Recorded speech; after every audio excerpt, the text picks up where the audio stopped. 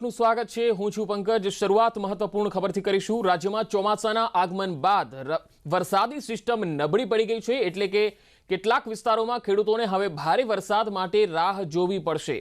જો કે સૌરાષ્ટ્રમાં સામાન્યથી મધ્યમ વરસાદની આગાહી કરવામાં આવી છે। અમરેલી, ભાવનગર, ગીર સોમનાથમાં વરસાદની આગાહી છે, જ્યારે વલસાડ, તાપી, ડાંગમાં સામાન્યથી મધ્યમ વરસાદની આગાહી કરવામાં આવી છે। એટલે કે સૌરાષ્ટ્રમાં સામાન્યથી મધ્યમ વરસાદ પડશે, જો કે ભારે વરસાદ માટે ખેડૂતોએ હજુ રાહ જોવી પડશે।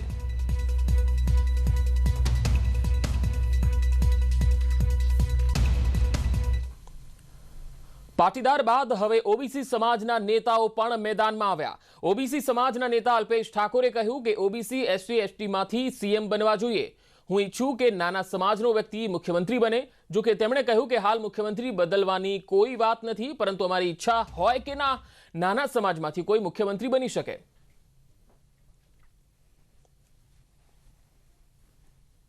એની વાત કરી છે જ્યારે એમણે, ત્યારે અમે પણ એવી અપેક્ષા રાખીએ કે એક વિકાસથી વંચિત જે વર્ગ છે એ બક્ષીબંધનો, દલિતનો, આદિવાસીનો, હું ઈચ્છું કે કોઈ દલિતનો દીકરો અમારો ગુજરાતનો મુખ્યમંત્રી બને। હું ઈચ્છું કે અમારો એ આદિવાસીનો દીકરો કોઈ ગુજરાતનો મુખ્યમંત્રી બને। હું ઈચ્છું કે કોઈ અમારો ઠાકોર સમાજનો કે પછી બક્ષીબંધ સમાજનો નાનામાં નાના સમાજનો દીકરો એ ગુજરાતનો મુખ્યમંત્રી બને। તો એ તો દરેકની અપેક્ષાઓ હોય। હા, અમારી પણ લાગણી હોય કે અમારા વર્ગમાંથી પણ એક એવો મુખ્યમંત્રી આવે કે જે મુખ્યમંત્રી અમારા વર્ષોથી જે પ્રશ્નો છે, જે પડતર પ્રશ્નો છે, જે વિકાસથી વંચિત છે, જે વિકાસ ઝંખી રહ્યા છે, એ તમામ પ્રશ્નોનું સોલ્યુશન લાવનારા મુખ્યમંત્રી આવે, એવી તો અપેક્ષા અમારી પણ હોય। રાજકોટના ખોડલધામમાં ગઈકાલે પાટીદારોની મળેલી બેઠક બાદ દિલીપ સંઘાણીએ નરેશ પટેલ પર નિશાન તાક્યું। જો કે બાદમાં તેમણે પોતાનું નિવેદન ફેરવી તોડ્યું। તેમણે કહ્યું કે થોડી ગેરસમજ હતી તે દૂર થઈ ગઈ છે અને નરેશ પટેલે જે કહ્યું તે તેમનું વ્યક્તિગત નિવેદન છે, ખોડલધામનું નથી। તેમણે કહ્યું કે મેં જે નિવેદન સાંભળ્યું હતું એ બેઠક પહેલાનું હતું। બેઠકમાં આપ મુદ્દે કોઈ વાતચીત નથી થઈ। ખોડલધામની બેઠકમાં આવી કોઈ ચર્ચા થઈ નથી। બેઠકમાં પહેલા નરેશભાઈએ આ વાત કરી હતી। બેઠકમાં આ મુદ્દે કોઈ ચર્ચાની વાત નથી। વ્યક્તિગત રીતે નરેશભાઈ કોઈ પક્ષના સભ્ય નથી। નરેશભાઈ વ્યક્તિગત નિવેદન આપી શકે, ખોડલધામનું નિવેદન નથી। નરેશભાઈનું વ્યક્તિગત નિવેદન છે। સંઘાણીએ કહ્યું કે કોઈ પણ સમાજ રાષ્ટ્ર નિર્માણમાં કામ કરે તે આવકારદાયક છે। સંઘાણીએ કહ્યું કે આમ આદમી પાર્ટીનું ગુજરાતમાં કોઈ ભવિષ્ય નથી। જેમને આ નિવેદન આપ્યું એની પહેલાં જે પ્રશ્ન પૂછ્યા હતા એ પણ મને સંભળાવવામાં આવ્યો। આથી સ્પષ્ટ થયું કે મિટિંગ પછી નહીં, મિટિંગમાં જતાં પહેલાં આ પ્રશ્ન સામેથી મીડિયાએ પૂછ્યો હતો અને મીડિયાએ ભાજપ અને કોંગ્રેસ બે પાર્ટી છે, ત્રીજી પાર્ટીને અવકાશ કેવો તેના અનુસંધાનેનું નિવેદન હતું। વ્યક્તિગત રીતે નરેશભાઈ કોઈ પાર્ટીના સભાસદ નથી, ત્યારે એ વ્યક્તિગત પોતાનો મત આપી શકે, એ રીતે મત આપ્યો છે, એમાં કોઈ વાંધો હોઈ શકે નહીં। મારો વાંધો હતો કે મિટિંગમાં આવી ચર્ચા થઈને એનું બ્રીફિંગ થયું હોય એવો જે મને ભાગ થયો હતો। આજની અન્ય મીડિયાની ચર્ચામાં મારો ભાગ જે હતો એમાં મને સંતોષ થયો કે મિટિંગમાં આવી કોઈ ચર્ચાઓ નથી થઈ, એટલે વ્યક્તિગત નરેશભાઈ જે નિવેદન આપ્યું હોય એનો વ્યક્તિગત મત છે। ખોડલધામ વતી એ નિવેદન નથી, એની પર સ્પષ્ટતાઓ મને મીડિયામાં જ્યારે ચર્ચાઓ સંયુક્ત લાઈવ કરી ત્યારે મેં સાંભળી છે, એટલે હવે આ વિશે મારે કશું કહેવાનું નથી। આ વિવાદનો અંત કરવો જોઈએ। ખોડલધામમાં મળેલી બેઠકને લઈને ઊંઝા ઉમિયાધામના મંત્રી દિલીપ પટેલે કહ્યું કે રાજકીય પાર્ટીના નામજોગ કોઈ ચર્ચા થઈ નથી। ની જે ગ્રુપ મિટિંગ હતી, ગ્રુપ મિટિંગની અંદર કોઈ પણ વ્યક્તિગત કોઈ રાજકીય પાર્ટીના નામ સાથે કોઈ ચર્ચા થઈ નથી। ફક્ત ને ફક્ત સમાજ ચિંતનની વાત હતી। સમાજ ચિંતનની અંદર જુદા જુદા વિષયો પરની ચર્ચા હતી। એમાં રાજકીય વિચારની અંદરની ચર્ચાની અંદર પણ સમાજની અંદર સારા વ્યક્તિઓ રાજકારણની અંદર જાય અને કોઈ બી રાજકારણની પાર્ટીની અંદર આગળ આવે એ વિષયની અંદર દરેકને એમાં સહયોગ કરવો જોઈએ, એ જ વિષયની વાત હતી। કોઈ વ્યક્તિગત પાર્ટીની વાત હતી નહીં। બનાસકાંઠામાં સેનામાં ફરજ બજાવતો જવાન શહીદ થયો છે। વડગામના મેમદપુરા ગામનો જવાન શહીદ થયો।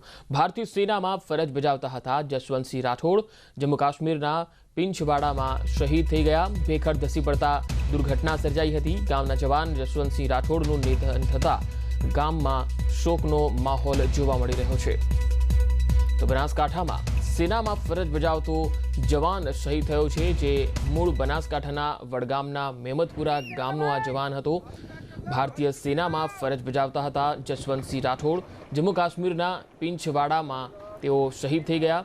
ભેખડ ધસી પડતા જે દુર્ઘટના સર્જાઈ હતી તેમાં તેઓ શહીદ થયા છે. ગામના જવાન જશવંતસિંહ રાઠોડના શહીદ થવાની ખબર સાંભળતા જ ગામમાં શોકનો માહોલ છે.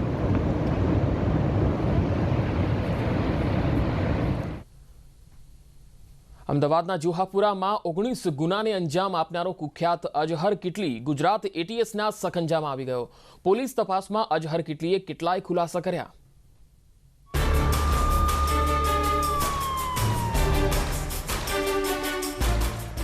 અઝહર કિટલી કદાચ આ નામ હવે ભૂતકાળ થઈ જશે. મુંબઈના ગેંગસ્ટર માણિયા સુરવેના વહેમમાં ફરનારો અઝહર કિટલી આજે જેલની હવા ખાઈ રહ્યો છે. અમદાવાદ શહેરમાં એક જમાનો હતો કે જેમાં ગેંગસ્ટર્સ પોતાનું રાજ ચલાવતા હતા, પરંતુ આવા ગેંગસ્ટર્સની કમર તોડી નાખનારી અમદાવાદ શહેર પોલીસે કુખ્યાત અઝહર કિટલીને પણ જેલના હવાલે કર્યો છે. જુહાપુરાનો અઝહર કિટલી ડોન બનવાના મનસૂબા સાથે ફરતો હતો.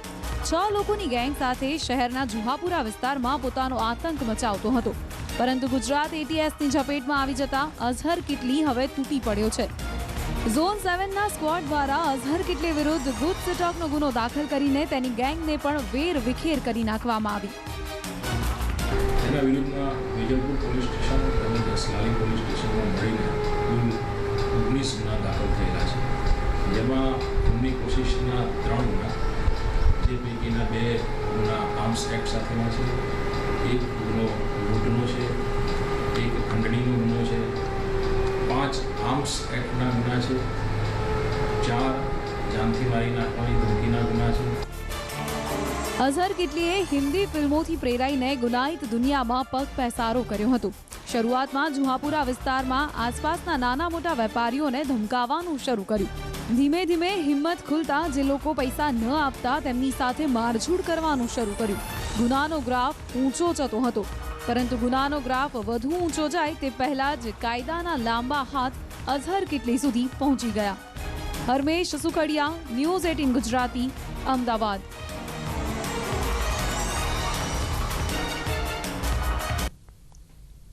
લૂંટેરી દુલ્હનના અનેક કિસ્સા અત્યાર સુધી તમે સાંભળ્યા હશે, પણ લગ્ન કર્યા બાદ ગણતરીના દિવસોમાં મહિલાના દાગીના કે રૂપિયા લઈને પતિ ફરાર થઈ ગયા હોવાનું કદાચ નહીં સાંભળ્યું હોય. આવો જ એક વિચિત્ર કિસ્સો સામે આવ્યો અમદાવાદના સેટેલાઇટ વિસ્તારનો. ફોટામાં દેખાતા શખ્સનું નામ છે પ્રભજોત સિંહ અને આરોપ છે પોતાની જ પત્નીના દાગીના પડાવી લેવાનો. આરોપી પહેલા મહિલાને પ્રેમ જાળમાં ફસાવી તેની સાથે લગ્ન કરી અને પૈસાની જરૂર છે તેવું નાટક કરતો. જેવા જ રૂપિયા કે દાગીના તેની પાસે આવતા તે છૂમંતર થઈ જતો. અગાઉ પણ અનેક મહિલા સાથે આવી છેતરપિંડી કરી હોવાની મહિલાએ ફરિયાદ કરી છે. જો ફરિયાદીની વાત કરીએ તો અગાઉના પતિ સાથે છૂટાછેડા લીધા બાદ યુવતી સેટેલાઇટ વિસ્તારમાં પીજીમાં રહેવા આવી. 2008માં તેનો સંપર્ક પ્રભજોત સિંહ સાથે થયો. આરોપી મહિલાને પોતે કુંવારો હોવાનું જણાવી તેની સાથે લગ્ન કરવાની તૈયારી બતાવી. બંને સહમત થયા. જૂન 2015માં આર્ય સમાજમાં તેઓના લગ્ન થયા. લગ્ન બાદ આરોપી મહિલાને તેના ઘરે લઈને નહોતો જતો. પીજીમાં રાખી અને પૈસા ન હોવાનું બહાનું કરતો, જેથી મહિલાએ તેની બચતના 35,000 આપતા ભાડે મકાન લીધું અને તેઓ રહેવા લાગ્યા. ઘરખર્ચના રૂપિયા આપવાના બદલે મહિલાના પૈસે તે મોજશોખ કરતો હતો. મહિલા જો કંઈ પણ બોલે તો તેની સાથે મારઝૂડ કરતો હતો. 2015માં આરોપી પ્રભજોત સિંહ ઉર્ફે પંકજ કુમાર સૈનીની સાથે લગ્ન કરેલા. ત્યારબાદ અમુક સમય બાદ તેમના દાગીના અને રોકડ રૂપિયા લઈને આરોપી ફરાર થઈ ગયેલી. આરોપીનું અહીંના વિસ્તારમાં જે એડ્રેસો હતા ત્યાં કંઈ રહેતા નથી. મૂળ પંજાબના છે, ત્યાં તપાસ કરવાની બાકી છે. પોલીસનું માનીએ તો હાલ ભાડે રાખેલ મકાન છોડી અને આરોપી પ્રભજોત ફરાર થઈ ગયો છે, જેને શોધવા માટે તેના વતન પંજાબમાં પોલીસ ગઈ છે. હરમેશ સુખડિયા, ન્યૂઝ 18 ગુજરાતી, અમદાવાદ. પાલનપુરમાં બની એક ચોંકાવનારી ઘટના. અહીં એક વ્યક્તિના શરીર પર અચાનક જ લોખંડની વસ્તુઓ ચોંટવા માંડી. મોબાઈલ અને રિમોટ પણ શરીર પર મેગ્નેટની જેમ ચોંટી જાય છે.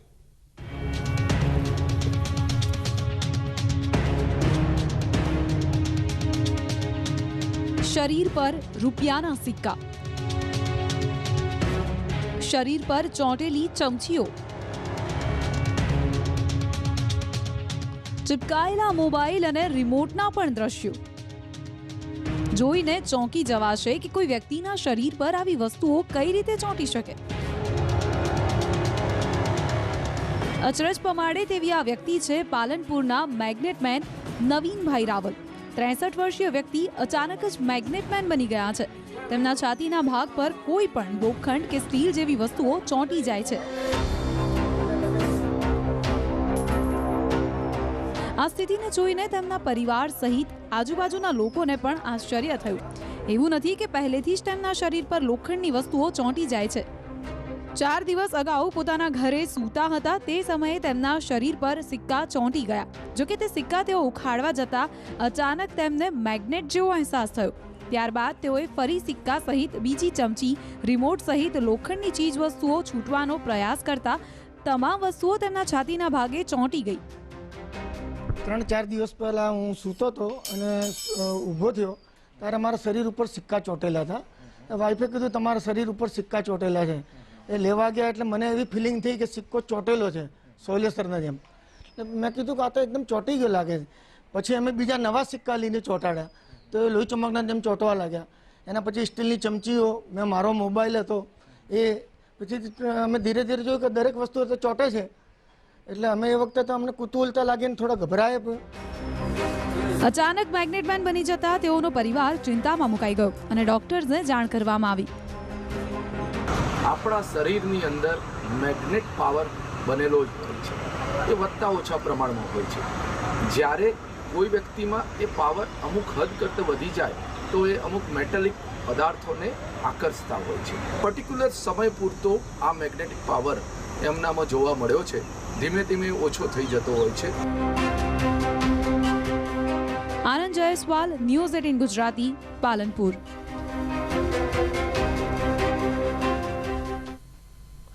આજી રિવરફ્રન્ટ પ્રોજેક્ટ માટે એન્વાયરમેન્ટ ક્લિયરન્સનું કામ શરૂ થયું છે. ત્યારે હવે 2013થી લટકેલો આ પ્રોજેક્ટ ઝડપથી શરૂ થવાની આશા બંધાઈ છે. આજી રિવરફ્રન્ટનું કામ શરૂ થવાની આશા.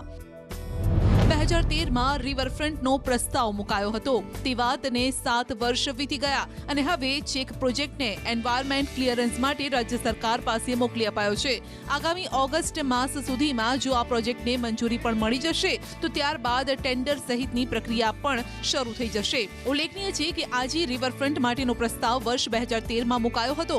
જોકે ત્યારબાદ કમિટીનું વિસર્જન થઈ જતા આ મામલો અટકી ગયો. અત્યાર સુધીમાં આજી નદીમાં ભરાતા ગંદા પાણીને બંધ કરવાનું અને તેનો નિકાલ કરવાનું કામ મનપાએ કર્યું છે. અંદાજે 2 મહિનામાં ત્યાં હાલના તબક્કે એવું દેખાઈ રહ્યું છે કે 2 મહિનામાં તેમનું ક્લિયરન્સ મળી જશે. એટલે કે ઓક્ટોબર નવેમ્બરથી આપણે આમના છે એ ટેન્ડર છે એ ડિક્લેર કરી શકશું અને ત્યારબાદ અલગ અલગ તબક્કામાંથી આપણે કામ શરૂ કરી શકશું.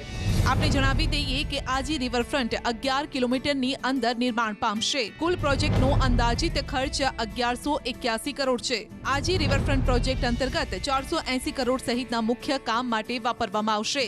701 કરોડ રૂપિયા અન્ય જરૂરી માળખાકીય બાંધકામ માટે વપરાશે. અત્યાર સુધી રાજ્ય સરકાર દ્વારા ગંદુ પાણી અટકાવવા માટે 16 કરોડ રૂપિયાની ગ્રાન્ટ મંજૂર કરાઈ છે. 8 કરોડ રૂપિયા તેની પાછળ ખર્ચી પણ નાખાયા છે. સવાલ એ છે કે 7 વર્ષે પ્રથમ વખત મનપા દ્વારા પ્રોજેક્ટને એન્વાયરમેન્ટ માટે રાજ્ય સરકારને મોકલવામાં આવ્યો છે. ત્યારે ખરા અર્થમાં આજી રિવરફ્રન્ટ પ્રોજેક્ટ અંતર્ગત આગામી સમયમાં કોઈ કામ થાય છે કે નહીં તે જોવું રહ્યું. અંકિત પોપટ, ન્યૂઝ 18 ગુજરાતી, રાજકોટ. આગળ વધુ સમાચારો પર નજર કરીશું. હાલ રોકાઈશું એક બ્રેક માટે. Welcome back. વલસાડમાં મુંબઈ નેશનલ હાઈવે પર ગુંદલાવ ઓવરબ્રિજ પર કાર અને ટ્રક વચ્ચે ભયંકર અકસ્માત થયો, જેમાં એક જ પરિવારના 3 સભ્યોના ઘટના સ્થળે જ મૃત્યુ થયા, જ્યારે 4 લોકોને ઈજા પહોંચતા હોસ્પિટલ ખસેડાયા. અકસ્માતનો ભોગ બનેલો પરિવાર બેસણામાં ગયો હતો અને ત્યાંથી પરત ફરી રહ્યો હતો. અકસ્માત બાદ નેશનલ હાઈવે પર ટ્રાફિક જામના દ્રશ્યો જોવા મળ્યા હતા.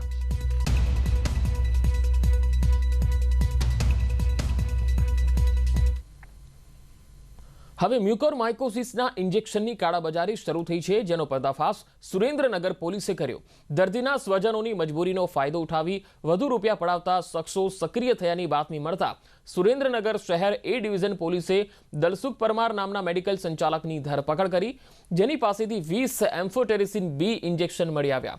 આરોપી દલસુખે કબૂલાત કરી કે તેણે ઇન્જેક્શન દીઠ 9,000 ચૂકવી સમીર મંસૂરી પાસેથી ખરીદી કરી હતી. પૂછપરછ બાદ પોલીસે સમીરને પણ દબોચી લઈ કાળાબજારીના નેટવર્કનો પર્દાફાશ કરવાની દિશામાં વધુ તપાસ શરૂ કરી છે. પેશન્ટો હોય અને એમના સગા સંબંધીઓ ઊંચા ભાવે ઇન્જેક્શનો ખરીદતા હોય છે, તો આ મજબૂરીનો લાભ લઈ અને બ્લેક માર્કેટિંગ કરવાનો એમનો ઈરાદો સંપૂર્ણપણે હતો. એ એમનો કોઈ પણ જાતનો ઈરાદો પાડવામાં આવેલ નથી. નેટવર્ક 18 એ સુનિશ્ચિત કરવા માંગે છે કે દરેક ભારતીયોને કોરોનાની રસી મળે. રસીકરણ સામે જાગૃતિ લાવવા માટે નેટવર્ક 18 અને ફેડરલ બેંકની પહેલ સંજીવની એ શોર્ટ ઓફ લાઈફને સપોર્ટ કરો. Expert Apollo 24/7.